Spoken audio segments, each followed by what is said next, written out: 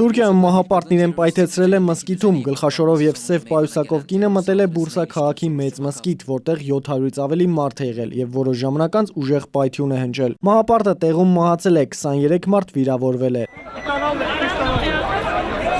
Նշվում է, որ կինը ցանկացել է պայուսակը նետել հավաքված մարդկանց մեջ, սակայն սայթաքել է։ Դրա շնորհիվ հաջողվել է խուսափել բազմաթիվ զոհերից։ Հրապարակվել են նաև պայթյունից մի քանի րոպե առաջ ավտոկանգառում կինահաբեկչի պատկերով կադրերը։ Նախնական վարկածով ահաբեկչությունը կապվում է Իսլամական պետություն խմբավորման հետ, արդեն կան ձերբակալվածներ։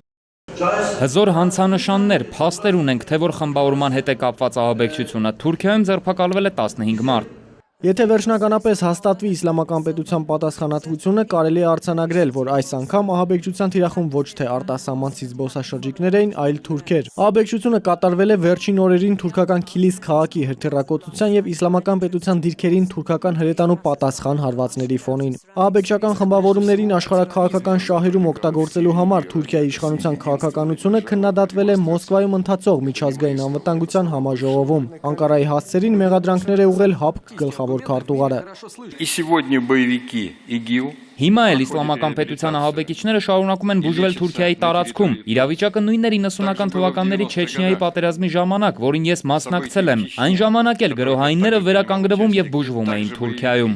Ուշագրավ է, որ այս անգամ ևս Միացյալ Նահանգների դեսպանատունը ահաբեկչությունից առաջ իր քաղաքացիներին զգուշացրել էր հնարավոր հարձակման մասին ու կոչ արել հեռու մնալ զբոսաշրջային և առևտրային կենտրոններից։ Վարդան Գալստյան, ժամը լրատվական։